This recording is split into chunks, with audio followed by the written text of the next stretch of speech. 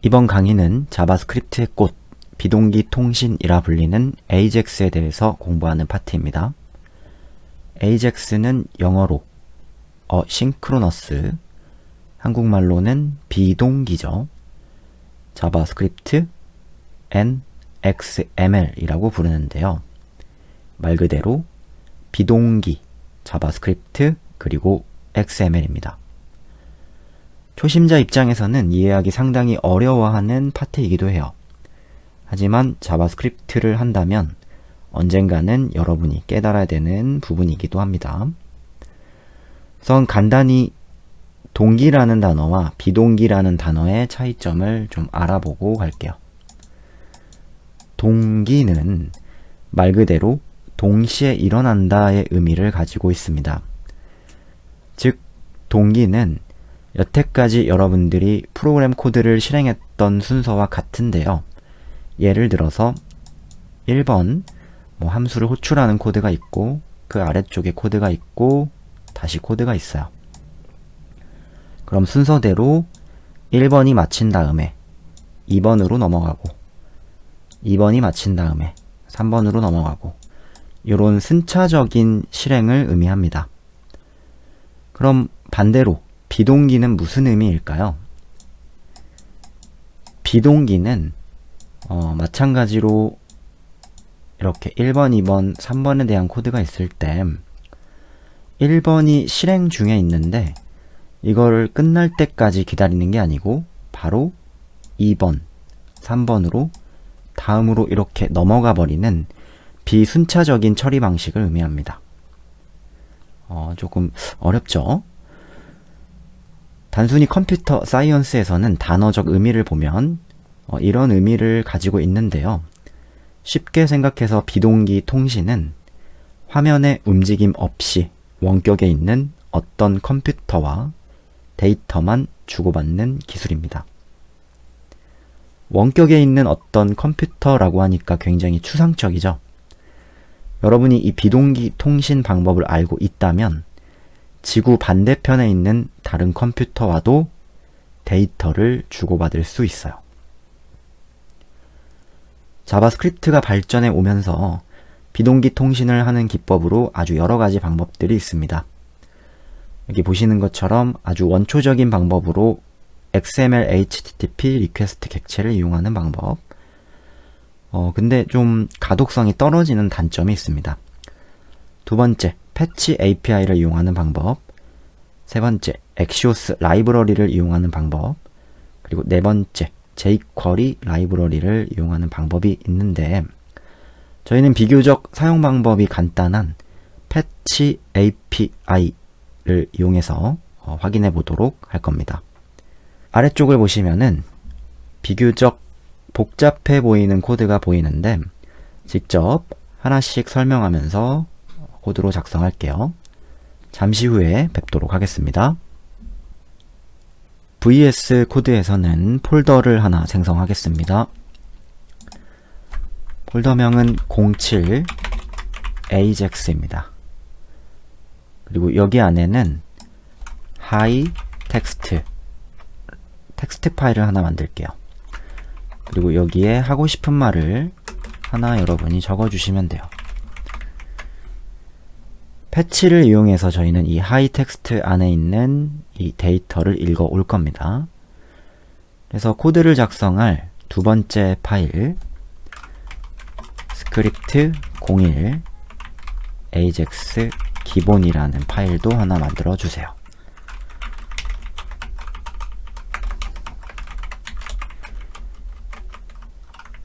그리고 우선은 저 예제 코드에 있던 거를 그대로 한번 써보겠습니다. 우선 패치, 여기 안에는 내가 읽어오고 싶은 파일 hi 텍스트라는 걸 집어넣고요. 좀 조심하셔야 될 게 지금 저는 같은 경로에 있습니다. 만약에 이 경로가 다르다면 여기에 읽어오는 경로도 달라져요. 그 다음에 이 뒤에는 .den 펑션 소괄호, 그리고 이 소괄호 안에는 response라는 걸 하나 매개 변수를 넣어 주시고요. 중괄호를 하나 열겠습니다. 그리고 여기 안에서 우리 response.text 소가로 그리고 다시 .then 펑션 소가로 그 다음에 텍스트라는 걸 넣어주고 중괄호를 한 번 더 열어주세요. 그 다음 마지막에 alert 텍스트라고 적어봅시다. 이렇게만 일단 적어주면 저희는 저 하이 텍스트 안에 있는 데이터를 읽어서 바로 alletter라는 문장을 호출하실 수 있습니다. 확인을 해보죠. 실행을 해보시면 이게 AJAX야 라는 결과가 나왔어요. 굉장히 지저분하죠. 이제 요거를 제가 하나씩 뜯어보면서 여러분들한테 설명을 해드릴 겁니다. 확인하셨으면 이 코드를 먼저 주석 처리할게요. 그리고 한 문장씩 적어봅시다. 우선 패치, 그 다음에 하이 텍스트였죠? 하나의 함수인데요. 여러분이 이 함수를 호출하면은 사실 어떤 결과를 하나 받을 수가 있어요. 이 결과를 이 promise라고 합시다. 그리고 콘솔 로그 promise라는 걸 한번 찍어 볼게요.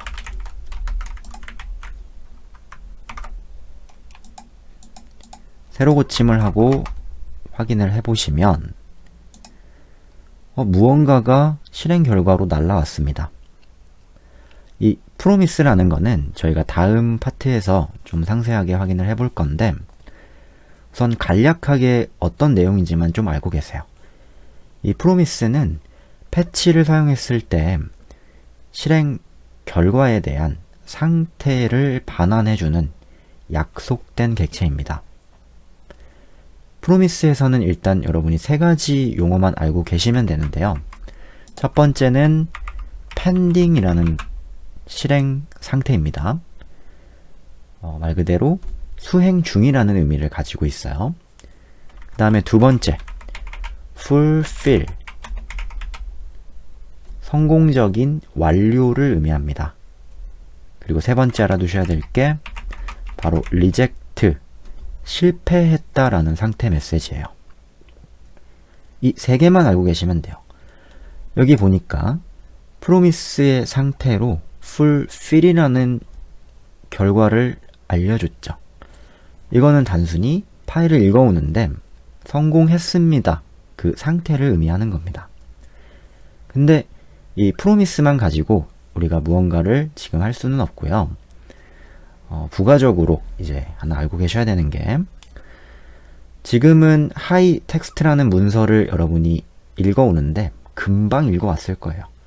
근데 만약에 저 하이 텍스트가 멀리 있다면 하이 텍스트를 읽어오는데 예를 들어 1시간이 걸릴 수도 있겠죠. 그러면은 우리는 그 1시간 동안 뭘 하고 있어야 돼요? 결과만 기다리고 있어야 됩니다. 그래서 패치는 한 가지 약속된 함수를 제공을 해줘요. 그게 바로 .then입니다. 내가 이 파일을 읽어오는데 1시간 또는 많은 시간이 걸릴 수 있으니까 너가 .then 안에다가 그 실행 결과를 받을 수 있는 함수만 적어주면 나는 실행이 완료되는 대로 이 then 함수 안에 있는 바로 callback 함수라고 부르는 이 함수 안에다가 그 실행 결과를 넣어줄게 라는 거예요. 바로 요런 then 안에 있는 실행 결과, 성공의 결과를 받아줄 수 있는 함수를 우리 프로그래머들은 callback 함수라고 부릅니다. callback, 말 그대로 호출했을 때 그 결과를 돌려받는다. 이런 함수들이 callback 함수예요. 그래서 우리는 뭘 적는 거냐? 바로 패치 뒤에 결과를 반환받을 함수 then 안에다가 callback 함수를 적어주는 겁니다. 그리고 이 callback 함수의 첫 번째 매개 변수에 상태를 저장해 주도록 약속이 되어 있습니다. 코드를 조금 더 적어볼까요? 이 then 안에다가 성공했을 때 내가 받고 싶은 함수가 들어가는데, 이거는 저희가 익명 함수로 그냥 그대로 넣어준 거죠. 그리고 이 익명 함수 안에 매개 변수로 하나만 적어주면은 그 결과를 여기다가 담아주는 거예요. 여기서는 저희가 리스폰스가 어떤 의미를 가지고 있는지 한번 확인해 봅시다. 이 리스폰스는 우리가 한번 확인해 보니까 자바스크립트의 객체네요.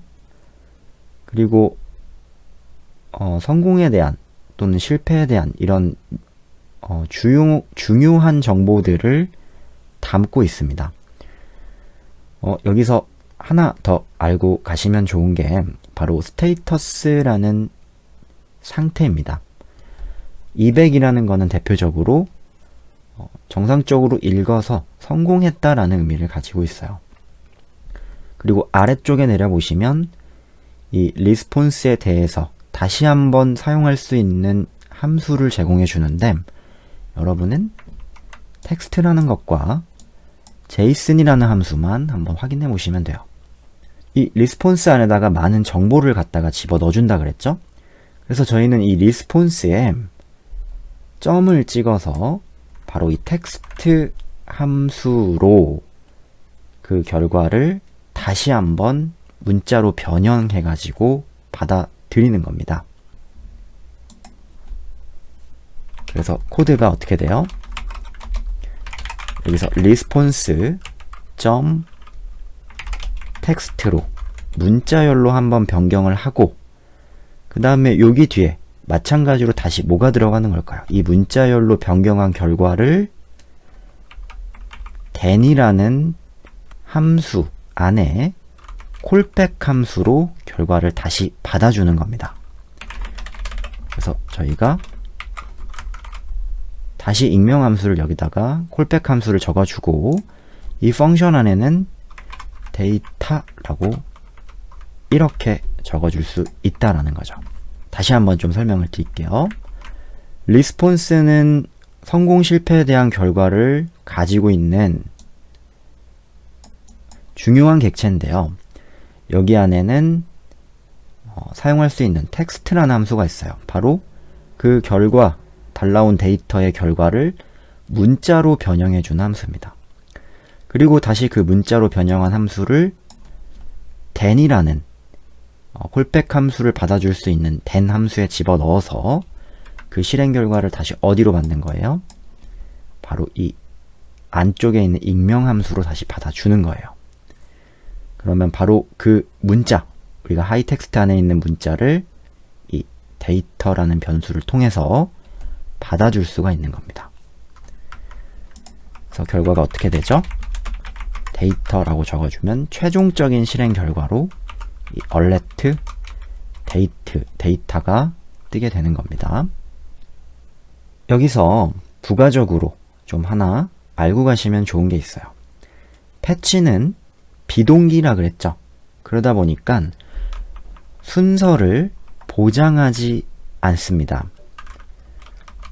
패치는 분명히 함수고, 이 then 안에 들어가는 익명 함수도 함수잖아요. 그래서 여러분이 여기다가 실행 결과가 첫 번째일 거야. 그 다음에 이 밖에 실행 결과가 두 번째일 거야. 이렇게 적어주시면 우리 기본적인 생각으로 1이 먼저 실행되고 2가 실행될 것 같죠. 하지만 결과는 그렇지 않습니다. 바로 누가 먼저 실행이 됐어요? 2번이라는 게 먼저 실행됐어요. 시간이 얼마나 걸릴지 모르니까 then이라는 거 안에 결과만, 성공에 대한 결과만 넣어주고 기다리지 않고 프로그램 실행 흐름이 다음으로 넘어가게 되는 겁니다. 그래서 나중에 이 복잡한 패치들이 얽혀 있다 보면은 나는 분명히 실행을 했는데 아직 결과는 돌아오지 않았고 이런 그런 문제들이 있을 수 있습니다. 그래서 코드 사용 순서에 좀 주의를 하셔야 돼요. 한 가지만 더 해봅시다.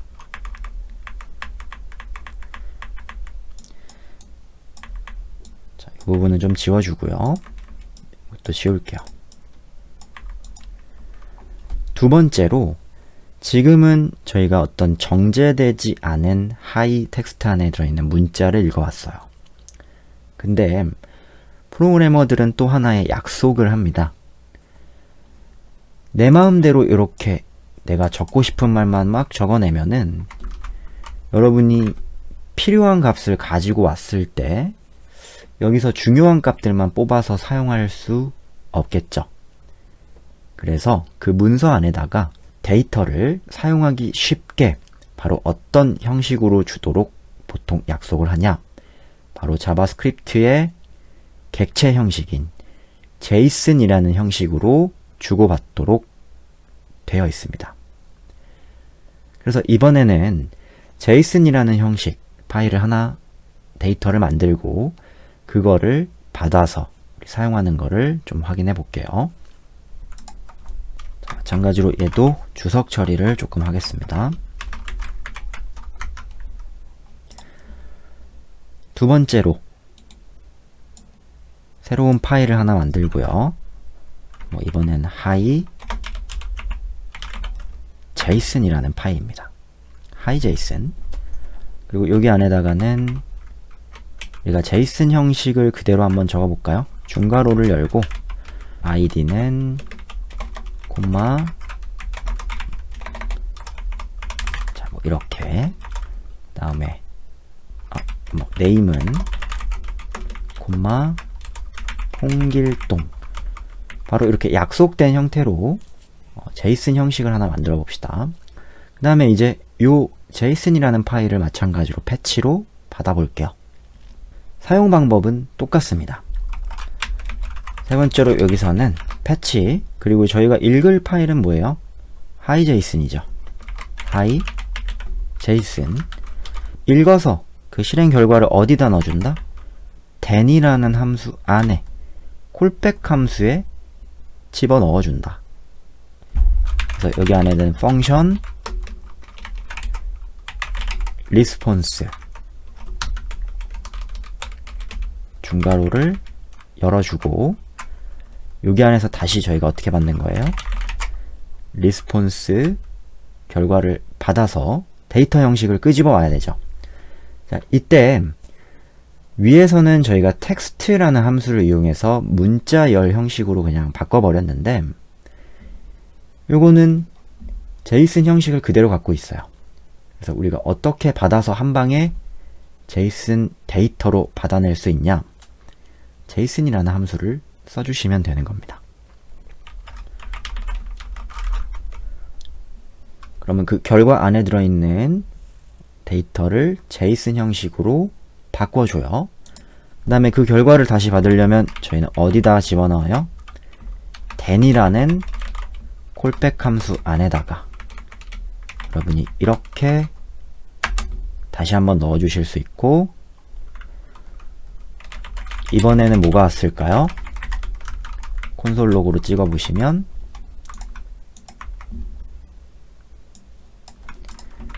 바로 JSON 객체를 그대로 받아가지고 확인을 하실 수가 있습니다. JSON이라는 거 여러분 다 기억나시죠? 자바스크립트 객체 또는 이 데이터를 주고받는 자바스크립트 객체의 표기법. 그래서 이렇게 정제된 데이터를 저희가 받았을 때 여기서 이제 필요한 값만 여러분이 꺼내서 쓰실 수 있습니다. 예를 들어 id가 필요하다. 그럼 데이터.id 그리고 id가 아니고 저는 name이 필요했다. 그럼 데이터.name이라고 적어서 필요한 값만 이렇게 추출해서 사용이 가능한 겁니다. 여기까지 대략 어느 정도 이해가 좀 되시나요?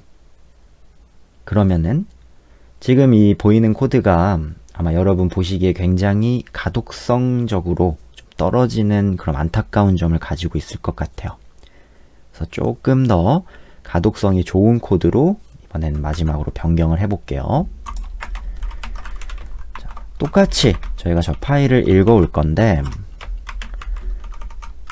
가독성이 좋은 코드로 바꿔봅시다. 이거는 어떻게 그래서 바꿔줄 수 있냐? 마찬가지로 패치로 우린 hiJSON을 읽어옵니다. 그 다음에 .den까지도 똑같아요. 펑션 리스폰스 중괄호. 그리고 이 콜백 함수 안에서는 바꾼 결과를 return이라는 곳에 실어줄 수 있어요. 그래서 return에 바로 response 점 바꾼 결과만 이렇게 실어주는 겁니다. 그러면 이제 어떤 분들은 이렇게 생각하실 수도 있습니다. 리턴 받았으니까 패치의 결과로 날아가겠지? 하지만 이게 아니죠. 바로 이 리턴의 결과는 콜백 함수에 대한 실행 결과잖아요. 그쵸? 더 패치의 결과로 나가는 게 아니에요. 바로 den을 실행한 그 결과로 다시 반환이 됩니다. 그래서 우리는 이거를 다시 어떻게 연결해서 써줄 수 있냐? 그 반환받은 것을 여기 뒤에서 요렇게 den으로 다시 받는 거예요. 그리고 여기 안에다가는 마찬가지로 데이터라고 이렇게 넣어줄 수 있습니다. 여기는 데이터가 그대로 넘어왔겠죠. 그럼 다시 저희는 이 데이터를 다시 한번 내가 정제를 좀 해야 된다. 예를 들어 id만 뺄 거야. 그러면 데이터.id만 실어서 다시 return에 이렇게 실어줄 수 있어요. 그럼 이 결과는 다시 어디로 갈까요? 그렇죠. 바로 이 den의 결과로 날아가기 때문에 다시 연결해서 저희는 코드를 이렇게 받아낼 수가 있는 겁니다. 그러면 확인만 해볼까요? 이 마지막 데이터 안에는 뭐가 담겨 있는지. 아까 봤던 그 id 값이 담겨 있죠. 결과가 1로 돌아가고 다시 그 결과가 1로 돌아가고 그 결과를 우리가 최종적으로 순서대로 이렇게 받아본 겁니다. 이 den은 계속 연결해서 여러분이 쓰실 수도 있습니다. 아까 위에 거보다는 가독성 면으로 좀 좋죠. 일단 우리 패치의 기본적인 형태는 이렇게 사용한다고 여러분이 정리를 해주시면 되겠습니다. 아마 되게 어려우셨을 것 같아요. 아직 괜찮습니다. 저희가 다음 시간에는 로컬에 있는 파일을 읽어오는 게 아니고 원격에 있는 원격 다른 컴퓨터에 있는 파일을 읽어서 사용하는 것을 다시 패치로 한번 확인해보는 시간을 갖도록 하겠습니다. 고생 많으셨고 다음 시간에 뵙도록 하겠습니다.